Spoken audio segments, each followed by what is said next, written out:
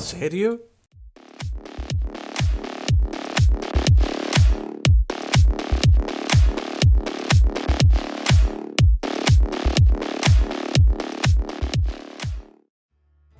A principios de agosto se celebraba la fiesta de la cosecha en la mayor parte de Cassinland.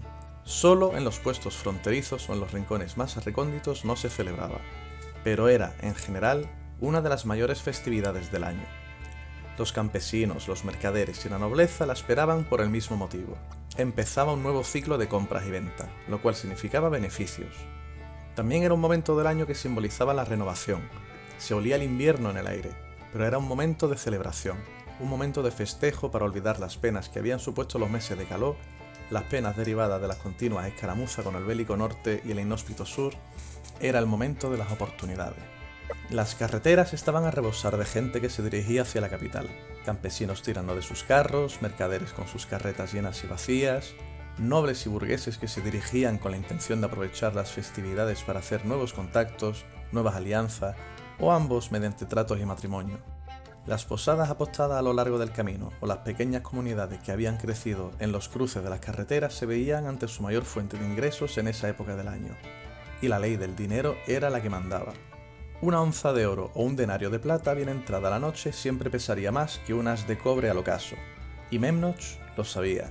A 2 días de la capital y pasado el principal cruce de carreteras de la zona sur, Memnoch sabía que a esas horas de la tarde apenas si le daría tiempo de llegar a la posada del Guarro. El nombre quizás no prometiera demasiado, pero sabía que era su mejor opción obviando lugares más pendencieros y clandestinos que podían encontrarse más alejados de la carretera y que eran peligrosos para él.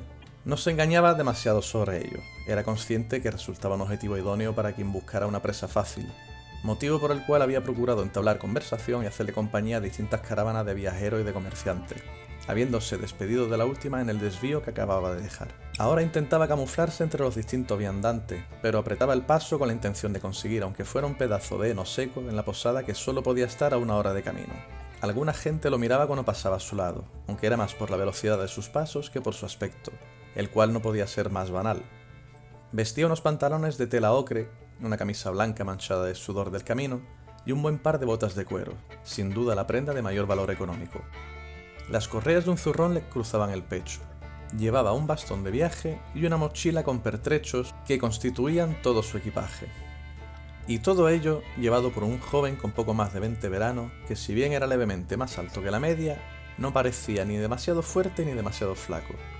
Llevaba el pelo rubio cortado muy corto y una nariz un poco grande y ganchuda solo servía para llamar la atención sobre unos ojos azul oscuro coronados con unas cejas largas y rectas. Nada en su aspecto lo diferenciaba de la mayoría de sus compatriotas, excepto quizás el corte de pelo, pero era normal cuando te pasas la vida bajo la tutela de un mago guerrero.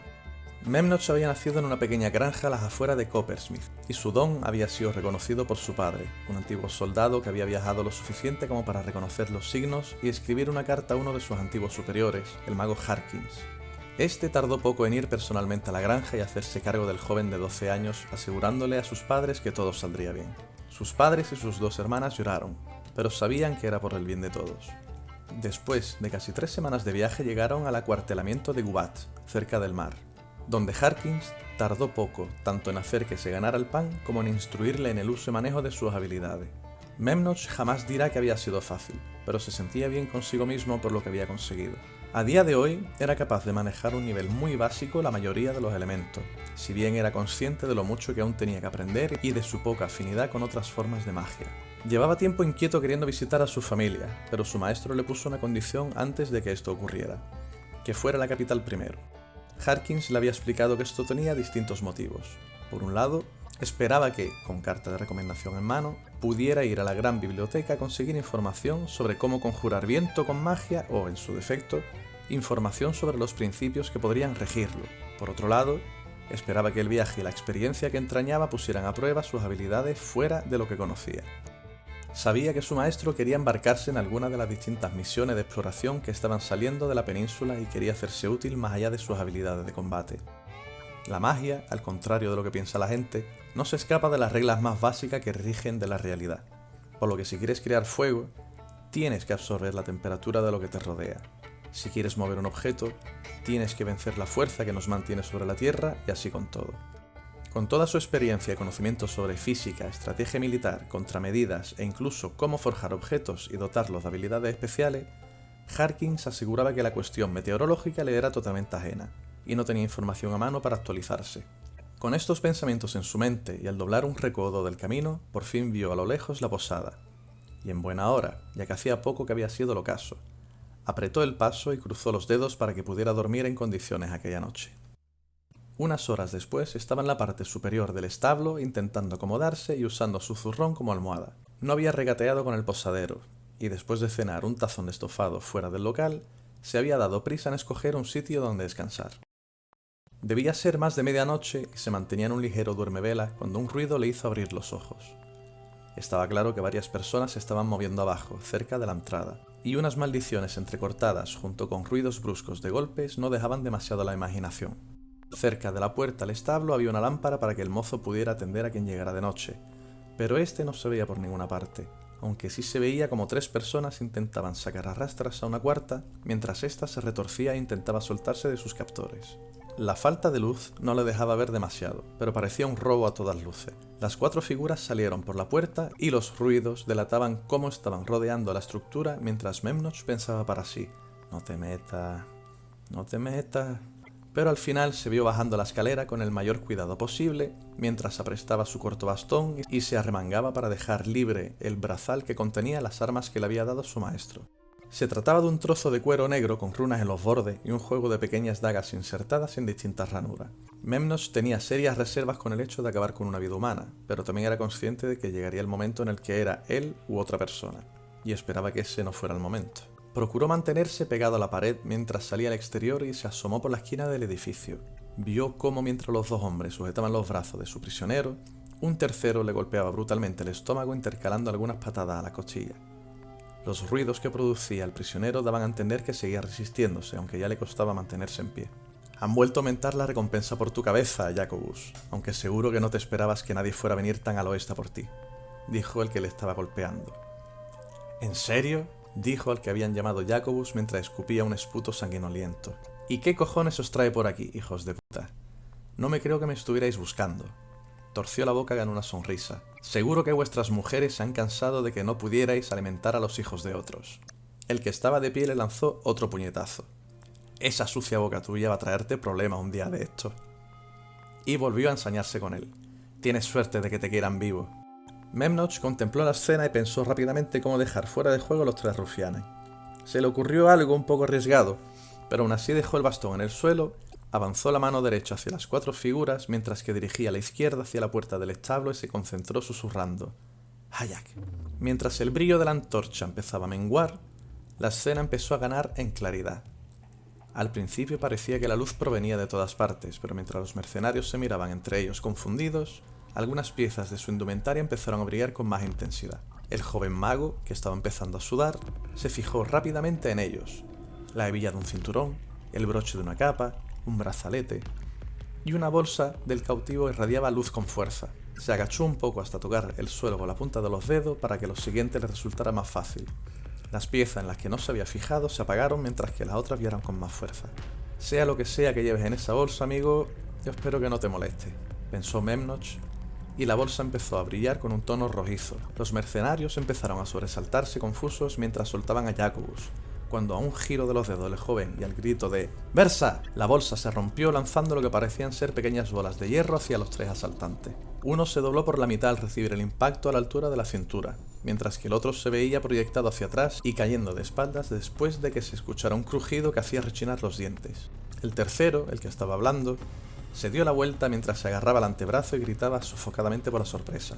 Memnoch aprovechó el momento para salir de su escondite con el bastón en ristre y, tras trazar un arco con él, estamparlo en su frente.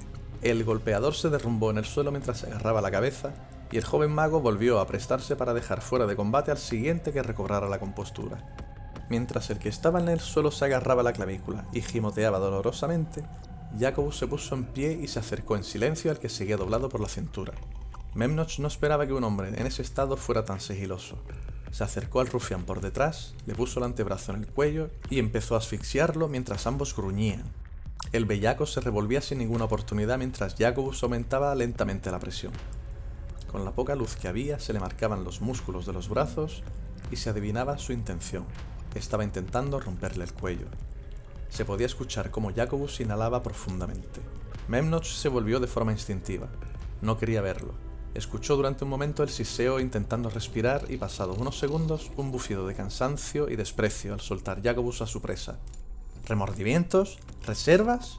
Escuchó Memnoch dándose la vuelta. Estos cerdos no tendrían piedad ni de un recién nacido, dijo Jacobus mientras le soltaba una patada en la cabeza al que lo había estado golpeando. Pero bueno, no creo que estos nos molesten más por hoy. Vamos adentro. Necesito un trago. La posada estaba prácticamente vacía, estando presente solo un par de viajeros tumbados en los bancos cerca de la chimenea y una mesa donde mercaderes hacían planes para sus días futuros. Memnoch y Jacobus se habían sentado en una mesa de la esquina después de apoyar su equipaje contra la pared. Ahora que la adrenalina había abandonado su cuerpo, el joven mago se dedicó a estudiar a su interlocutor.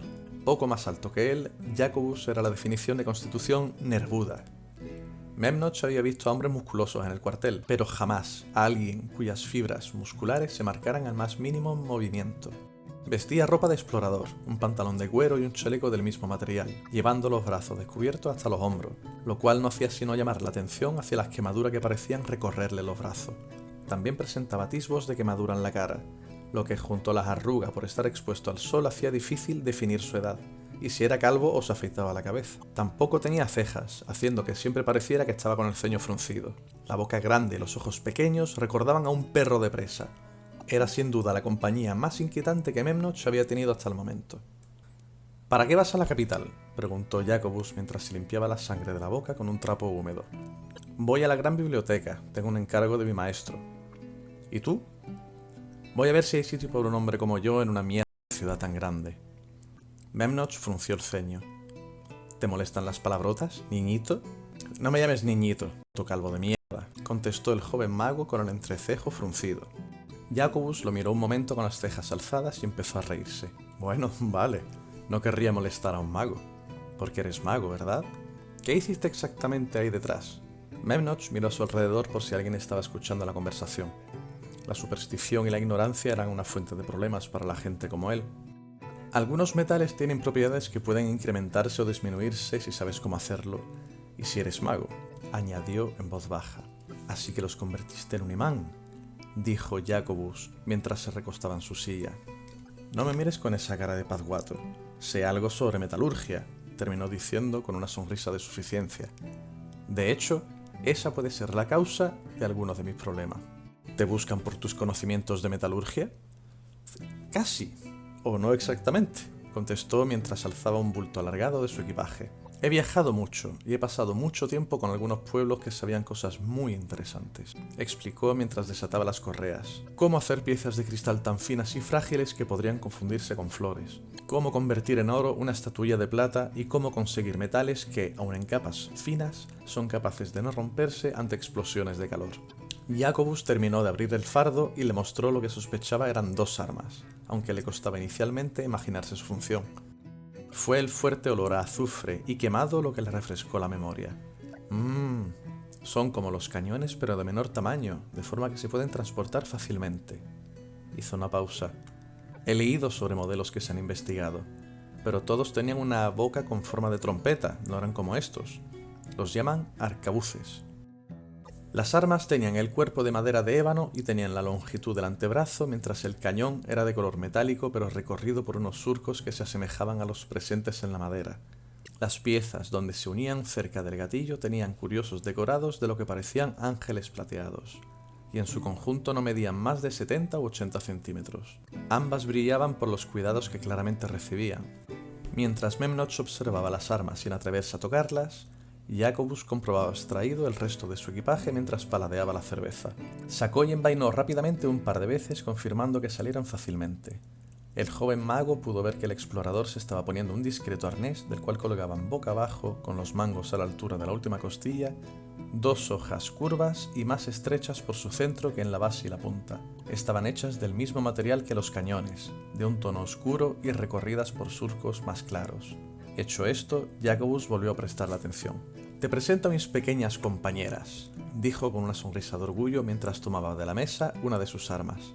Las hice hace tiempo con un maestro armero del Imperio Quiniés. Como bien dices, son arcabuces, pero no verás este modelo por ningún otro sitio. En vez de tener que andar por ahí con una llama, tiene un mecanismo que produce una chispa, y son más certeras que los arcabuces con boca ancha. Además, tiene un sistema que permite hasta 3 disparos. También he leído que 1 de cada 10 disparos falla y pueden incluso reventar en las manos del que lo lleva, dijo Memnoch. Bueno, contestó Jacobus con una mueca. Digamos que estas son mejores. Fallan 1 de cada 20 y tiene una recámara con un dosificador muy preciso. Si falla es por error humano, no por fallo del arcabuz. Después de un silencio incómodo con sendas muecas de dolor e incredulidad al observar todas las quemaduras, Memnoch se acomodó en su silla. Era ya tarde. Te va a costar trabajo pasar desapercibido. Incluso sin lucir esas armas tienes un aspecto algo característico, abordó el joven mago mientras disimulaba mirando al techo. Ya. ¿Propones algo?, preguntó Jacobus. No me he caído de un puto guindo. Bueno, empezó Memnoch. Quedan 2 días de viaje para llegar a la ciudad, y ya sea en el camino o para entrar en la ciudad, podría ayudarte evitándote problemas. ¿Y cómo podrías ayudarme? ¿Con magia?, contestó el explorador mientras lo miraba con cara de fanfarrón y hacía gestos con las manos. Con una carta de recomendación del ejército, dijo llanamente Memnoch. Ante esto, Jacobus dejó las manos sobre la mesa, giró levemente la cabeza y lo miró con sus ojillos entrecerrados. No sé cuánto durará mi estancia en la ciudad, continuó el mago, pero conmigo entrarías con mucho menos inconveniente que si fueras solo, y seríamos 2 para enfrentarnos a los problemas del camino, o de la ciudad. Jacobus siguió mirándolo mientras Memnoch intentaba sostenerle la mirada sin mostrar expresión alguna. Es sin duda la peor idea que has tenido en tu vida, pensó el mago. Pero el encuentro de aquella noche le había removido algo en su interior, un sentimiento de arrojo. Esperaba fervientemente que no fuera su egocentrismo refocilándose en los acontecimientos de aquella noche, ya que obviando un hechizo y un golpe de bastón, no había estado dispuesto a ir más allá, aunque tampoco es que las circunstancias hubieran ido más allá. Memnoch sacudió la cabeza levemente intentando alejar de su mente aquella algarabía de pensamientos hasta que solo quedó uno claro en su mente. Podía vivir su vida ignorándolo todo y a todos, o podía, como había hecho aquella noche, atreverse a dar un paso de vez en cuando, y a ver a dónde le llevaba. Intentar conseguir la compañía de aquel hombre para los próximos días era otro paso, que ampliaba sus posibilidades de dar más en el futuro. «Tú paga el alojamiento», contestó Jacobus rompiendo su leve estado de ensueño. El explorador tenía la mirada más suave pero más hambrienta, si aquello tenía sentido. «Hecho», dijo Memnoch. Jacobus asintió con la cabeza y se levantó mientras decía: «Intentemos descansar. Quiero estar despejado si alguien intenta jodernos. Nos enfrentaremos a lo que surja en su momento», espetó Memnoch brevemente alarmado. «¿Es lo que he dicho?», contestó Jacobus con una sonrisa lobuna. Se olía en el aire. Se acercaba el invierno. Quieto, yo esto lo cambié. ¿Verdad? Alguna gente lo miraba, ¿verdad? Sin duda la prenda de mayor. A día de hoy era capaz de manejar a un nivel muy básico la mayoría de los elementos. Esperaba que, con carta de recomendación en mano, pudiera. Se arremangaba para dejar libre un juego de pequeñas dagas. Se trataba de un... dijo el que habían llamado Jacobus, mientras escupía un scoop. Los mercenarios empezaron a sobresaltarse confusos mientras soltaban a Jacobus. También tenía cejas. Aló, la. Bien. ¿Para qué va? Contestó el joven mago con el entrecejo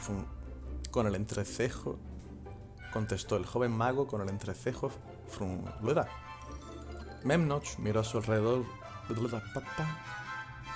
Armas, aquí hay un fallo. Bla.